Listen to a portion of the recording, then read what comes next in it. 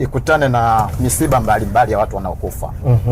Kwa hiyo mimi ndo nikawa napewa kipaumbele ya kwamba nenda ufunge mwili upeleke mochari. Day one, siku ya kwanza mimi naitaka, kwa sababu unaponiambia wewe ni ward attendant, sawa, nesi, uko wodini, ndio una wagonjwa tunakutana nao, ndugu zetu wanakuja, sisi wenyewe tunakuja kawaida. Ndio siku ya kwanza kuambiwa kaufunge mwili, kwanza tufafanulie kufunga mwili maana yake nini? Unaufanyaje? Ilikuwaje siku ya kwanza? Siku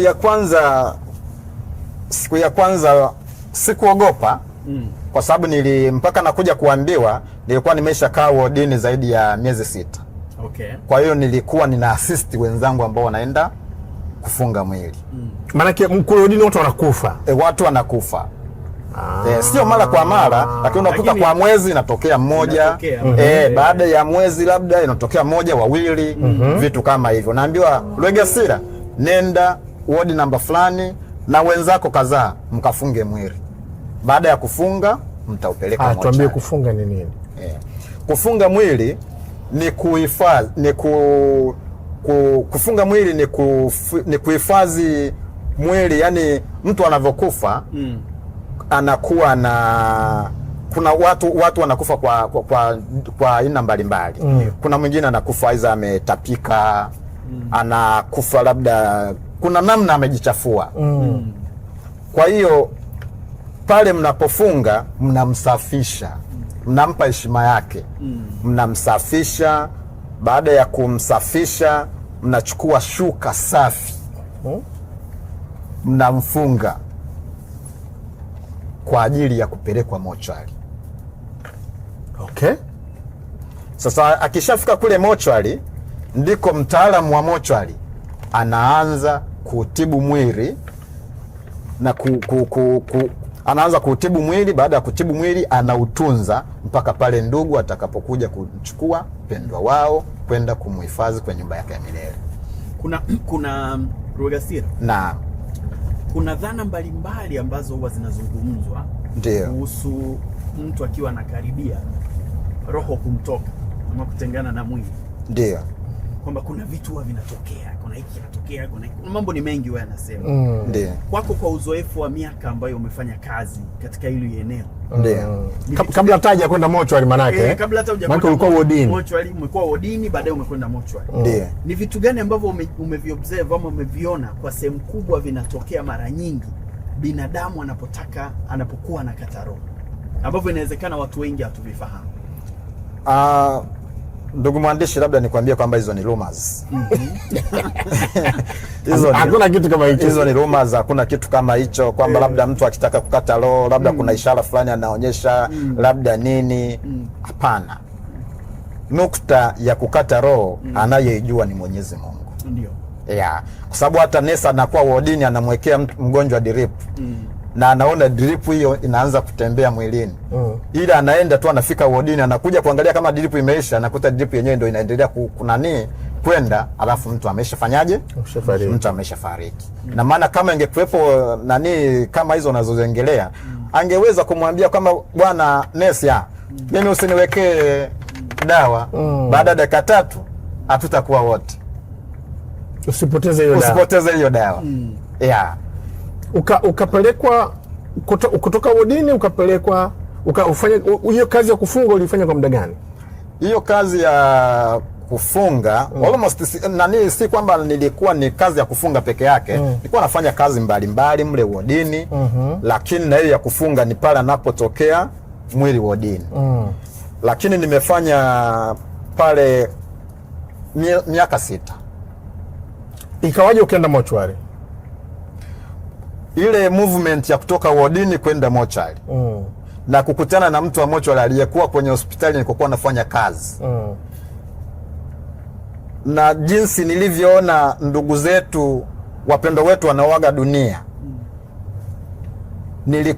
nikapata msukumo wa ndani ambao ulinisukuma kwamba hivi kwa nini siku moja nisiwahudumie hawa wapendo wetu wanaoaga dunia? Kwa ni kitu ambacho wewe mwenyewe ulichagua kukifanya. Ni kitu ambacho mimi mwenyewe toka ndani ya moyo wangu nilichagua kukifanya. Lakini ile ilikusaidia ile kuwa ward attendant. Ile ya ward attendant una uko hospitali watu, kwa sababu sisi mimi na wewe ndio unajua tofauti na daktari na nesi kuhusu swala la ugonjwa, maiti na kadhalika. Si ndio? Kwa hiyo ile ilikusaidia kwamba kukuondolea uoga. Ilinisaidia pakubwa mno. Tupe sasa, hebu tupitishe kwenye mgonjwa akiletwa unafanya nini na nini na nini? Mochwari sasa. Maiti. Nasema mgonjwa. Maiti, kumradhi. Maiti ikiletwa. Maiti ikiletwa kwa maana ya kwamba imetoka nje au ndani ya hospitali imetoka wodini. Vyovyote vile imekuja mochwari. Unaipokea. Hatua zake za kuihudumia. Hatua zake za kuhudumia zimekaaje? Akiletwa marehemu ndani ya mochari, ndio kitu cha kwanza kabisa sisi mle mochari tuna vitabu tuna vitabu ambavyo tunachukua taarifa za marehemu. Marehemu anaitwa nani? Marehemu anaishi wapi? Ndugu yake ni nani? Inakuwa anaishi au aliishi? Aliishi. Aliishi. Marehemu aliishi wapi? Marehemu ndugu zake ni nani? Na ikiwezekana hata kuwa na namba za simu za ndugu, si mbaya. Kwa maana ya kwamba wewe utaanza kufanya kazi na ndugu zake. Kwa hiyo baada ya kupata detail hizo, marehemu anakuwa ana heshima zake zote toka nukta ya kuaga dunia.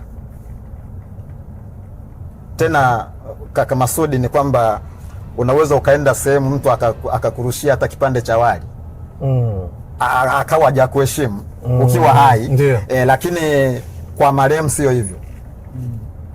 Lazima unampa heshima yake inayostahili. Hapo kabla hujamchoma dawa. Unachukua hizo details zake na nini unaifanya. Alafu baada ya hapo unamuogesha.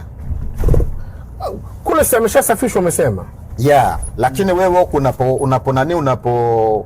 unapokuja pale ndani ya mochari, mwili wa marehemu lazima uogeshe, uweke katika hali ya unazi. Rojasira, tulia hapo. Naam.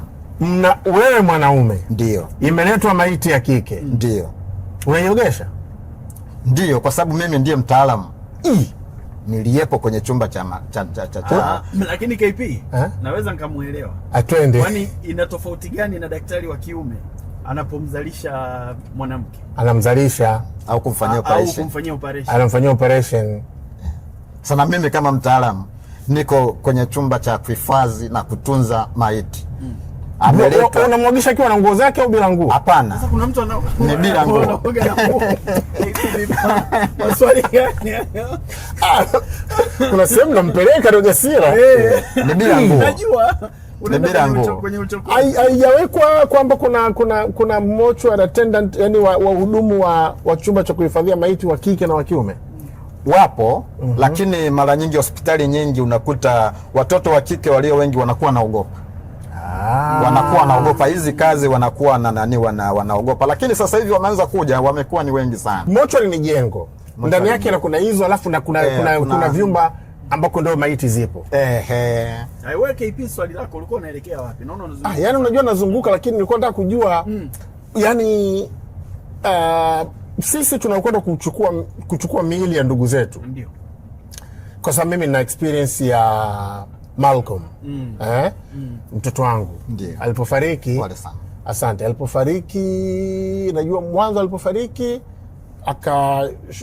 akashughulikiwa akabaki pale, lakini siku ya pili tunapokwenda kumchukua, maana yake unaingia pale mochwari pale, alafu anafungua maneno, kwa sababu kuna issue ya kutambua unapofika mochwari unaenda kufata mwili wa mpendwa wako. Kwa maana kwamba mtu wa mochwari aweza akakariri sura, majina ya wale wapendwa wenu ambao wanakuwako mle ndani. Kwa unapofika lazima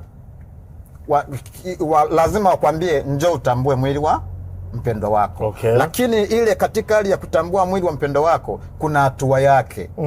Kwa maana kwamba sisi mochwali, mwili wa marehemu unatunzwa kwenye jokofu. Sawa. Si ndio? Mwili unapotunzwa kwenye jokofu unawekewa rebo kwamba umetunzwa hapa, lakini ni wa Nshenywa. Na yale majokofu ni yale ambayo yamejipanga hivi, si ndio? Yamejipanga yani kama ngazi. Kufungua kwake unavuta. Tofauti na friji ambayo mtu liko nyumbani kwake. Hapana. Yenyewe unavuta, unaona mwili unaweza kurudisha. Yanakuwa mengi. Ambapo mle ndani Rwegasira, manake mwili unakuwa hauna nguo. Ya mwili unakuwa hauna nguo, lakini kwa maana kwamba ya kustiriwa unakuwa na shuka maalum ambalo linakuwa limemstiri marehemu. Kwa hiyo mwili unaweka kwenye, kwa hiyo ukiupokea ushauosha. Ndio. Ukishauosha unawekea dawa. Ndio. Alafu unauzungusha kwenye naweka kwenye shuka, alafu baadaye nauingiza. Ndio nauingiza kwenye friji. Naenda pale sehemu yangu ambapo najaribu kupita kimeshinda kufika. Kuna mazingira ambayo mhudumu kama wewe ndio anakuwa anakaa kwenye kile chumba au kwenye lile eneo la kuhifadhia maiti peke yake na zile maiti. Alafu nikuongezee KP, usiku wa manane. Ama tumuulize hizo nyakati zimesha kutokea Rwegasira. Usiku wa manane uko peke yako, umezungukwa na maiti. Kama nilivyoambia hapo awali kwamba mochwari sio chumba. Mochwari ni jengo. Jengo lenye vyumba mbalimbali. Ndio maana mwanzoni nikamwambia kwamba kuna chumba ambacho wahudumu wataalamu wa afya, wataalamu wa mochwari wanaenda kunywa chai. Kuna chumba ambacho wataalamu wa afya, wataalamu wa mochwari wanaenda ni ofisi yao. Okay. Ni ofisi yao kwamba wewe umekuja kumchukua mpendwa wako, lazima utaenda pale ofisini kwa ajili ya detail mbalimbali kwamba umelipia, umefanyaje na vitu kama hivyo. Alafu kuna chumba ambacho kiko maalum kwa ajili ya kuandalia mwili na kwa kitaalamu inaitwa kufanyia embalming. Si ndio? Unaenda huko, ni chumba special kinajitegemea. Alafu kuna chumba kingine ambacho ndo kina majokofu sasa. Yale majokofu ambayo yanawekwa miili. Kwa ni vyumba tofauti. Kwa hiyo kwa namna moja au nyingine uwezi ukawa miili iko hapa alafu na wewe uko hapo muda wote.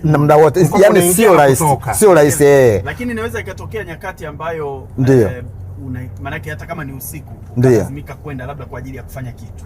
Okay. Ni sehemu ya ofisi. Okay, ni sehemu ya ofisi. Kwa mfano imekuwa ni usiku wa manane, kuna mtu ameletwa, unapaswa kumuingiza kwenye majokofu ili asubuhi kukiwa na hali nzuri umfanyie kazi. Nadhani msingi wa swali la KP alipokuwa anaelekea ni kwamba kuna wakati kibinadamu hiyo inaweza ikakutengenezea hofu kwamba ni usiku wa manane, labda kuna kazi unafanya kule, ndio labda umezungukwa na miili ama upo kwenye majogofu ambayo yote ukikaa ile kibinadamu nasema hawa ni maiti hao. Hakuna hofu, hakuna wakati kuna hofu inatokea. Hakuna hofu. Hakuna hofu kwa maana kwamba lile ni eneo langu la kazi. Rwegasira. Kabisa nakwambia kaka. Binadamu unajua anatisha. Ndio. Umeshawahi kupata kesi aidha wewe mwenyewe ama ya wenzio au hata ya kusikia kwamba mtu anafikishwa mpaka natumia neno chumba cha maiti? Ndio. Sawa? Ndio. Alafu inakuja kugundulika hajafa. Kwa uzoefu wangu na kwa muda ambao nimekaa nikifanya hizi kazi, hiyo na yenyewe sijawahi kusikia wala kukutana nayo. Hujawahi kukutana nayo? Lakini nimeshawahi kusema mara kadhaa. Ushawahi kusikia na hadithiwa? Unajua kaka Masudi, ni kwamba kitu ambacho hujui, watu wamekuwa na maneno tofauti juu ya masuala ya mochwari na maiti. Ndio maana unaweza ukawa hapa ukasikia huyu mtu anafanya kazi mochwari, anakunywa bangi huyu, au huyu akili hazimtoshi huyu. Unaona, kuna namna ambavyo sisi watu wa mochwari wa jamii natuchukulia. Unaona, nafikiri sio kwamba inawachukulia Rwegasira. Nadhani binadamu na kifo ni hawajawahi kuwa marafiki. Hawajawahi kuwa marafiki. Chochote ambacho kinakaribiana na kifo kinatisha. Kwa sababu sisi unajua, unaona hizi familia zetu hizi, baba au mama ambaye mnampenda kweli kweli. Unajua akifa ndio amkai naye ndani mle, na sizungumzie harufu kabla hata hajaharibika, lakini unajua kuna hali fulani inaogofya, inatisha ya uoga ile. Ndio sahihi. Ndio maana